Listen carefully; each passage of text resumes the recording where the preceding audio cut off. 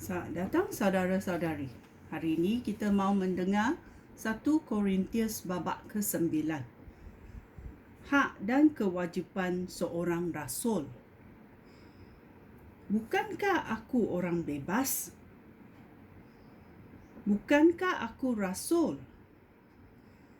Tidakkah aku pernah melihat Yesus Kristus Tuhan kita?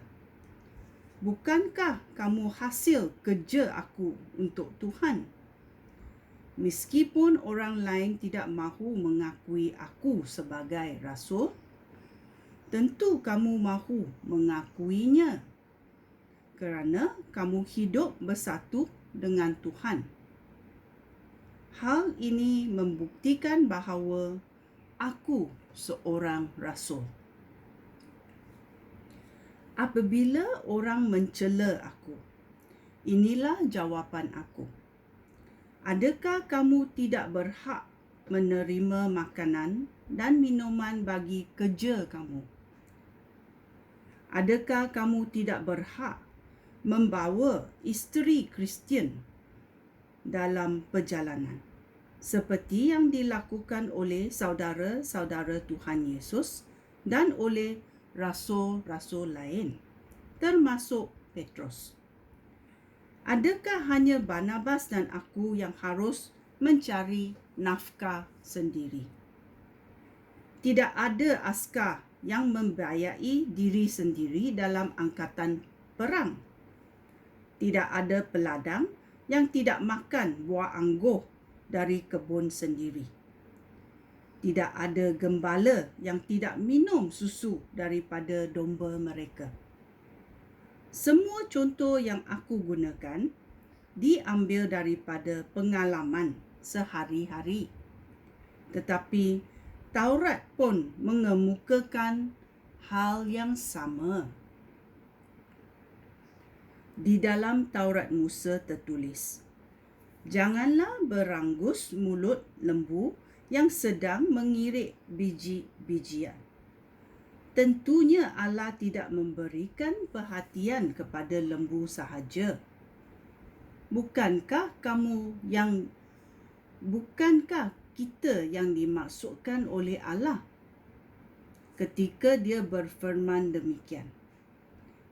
Memang perintah itu tertulis untuk kita. Orang yang membajak tanah dan orang yang menuai tuaian sudah selayaknya bekerja dengan harapan menerima sebahagian daripada tuaian itu. Kami sudah menabur benih rohani dalam hidup kamu. Oleh itu, sudah sewajarnya jika kamu menuai sedikit berkat kebendaan daripada kamu. Jika orang lain berhak mengharapkannya daripada kamu, bukankah kamu lebih berhak daripada mereka? Tetapi kamu belum menggunakan hak itu. Sebaliknya, kami lebih suka menanggung segala sesuatu supaya kami tidak menghalangi penyebaran berita baik tentang Kristus. Tentu kamu tahu bahawa orang yang bekerja di dalam rumah Tuhan menerima makanan mereka daripada rumah Tuhan. Orang yang bertugas mempersembahkan korban di atas mezbah menerima sebahagian daripada korban itu.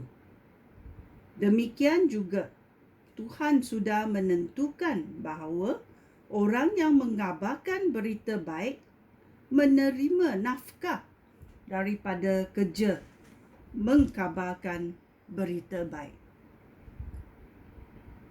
Tetapi aku belum pernah menggunakan satu pun daripada hak-hak itu. Aku pun menulis surat ini bukan untuk menuntut hak-hak itu bagi diri aku sendiri.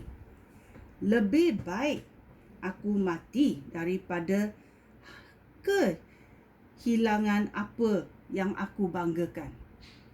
Aku tidak berhak membanggakan diri kerana aku mengabarkan berita baik. Kerja mengabarkan berita baik adalah perintah Allah bagi aku. Malanglah aku jika aku tidak mengkabarkan berita baik itu. Jika aku melakukan kerja itu menurut kehendak aku sendiri, maka aku boleh mengharapkan upah. Tetapi aku mengkabarkan berita baik sebagai suatu kewajipan. Kerana Allah sudah menugaskan aku melakukan kerja itu. Maka, apakah upah aku? Inilah upah aku. Aku mendapat hak istimewa untuk mengkabarkan berita baik tanpa meminta bayaran dan tanpa menuntut hak aku sebagai orang yang mengkabarkan berita baik. Aku orang bebas dan aku bukan hamba sesiapa pun. Tetapi aku menjadikan diri aku hamba kepada semua orang, supaya aku dapat memimpin banyak orang menjadi pengikut Kristus. Ketika aku mengkabarkan berita baik kepada orang Yahudi, aku berlaku seperti orang Yahudi, supaya dapat memimpin mereka menjadi pengikut Kristus. Ketika aku mengkabarkan berita baik kepada orang yang mentaati Taurat Musa, aku berlaku seperti orang yang terikat kepada Taurat. Walaupun sebenarnya aku tidak terikat daripada Taurat. Aku melakukannya supaya aku dapat memimpin mereka menjadi pengikut Kristus. Ketika aku mengkabarkan berita baik kepada orang bukan Yahudi, aku berlaku seperti orang bukan Yahudi yang tidak terikat kepada Taurat orang Yahudi. Aku melakukannya supaya aku dapat memimpin mereka menjadi pengikut Kristus. Tetapi hal ini tidak bererti bahawa aku tidak taat kepada hukum Allah. Sebenarnya, aku dikuasai oleh hukum Kristus.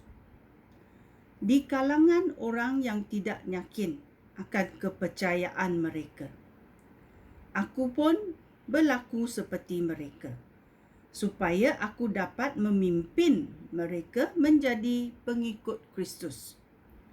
Oleh itu, aku menyesuaikan diri dengan keadaan semua orang, supaya dengan segala cara aku dapat menyelamatkan beberapa orang daripada mereka.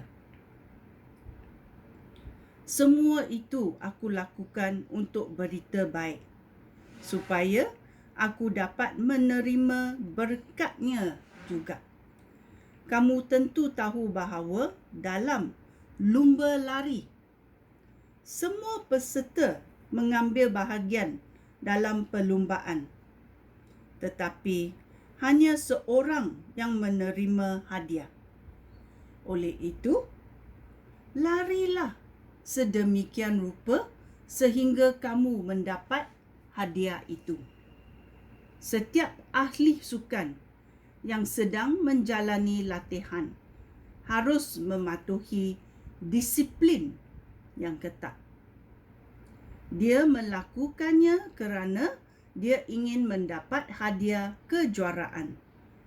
Walaupun hadiah itu akan rosak, kita pun seperti ahli sukan yang mematuhi disiplin yang ketat supaya mendapat hadiah kejuaraan yang tidak akan rosak. Itulah sebenarnya aku lari terus ke garisan penamat. Seperti petinju Aku tidak mahu mensia-siakan tumbukan aku. Aku melatih diri dengan giat supaya aku dapat menguasai diri.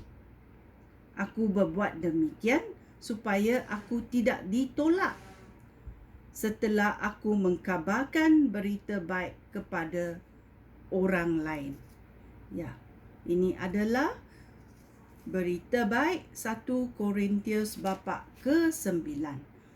Hak dan kewajipan seorang rasul, seorang yang mengkabarkan berita baik kepada kamu. Dan bila kamu percaya, sungguh berkatnya untuk kamu dan untuk orang yang mengkabarkan berita baik itu. Sekian, terima kasih. Shalom.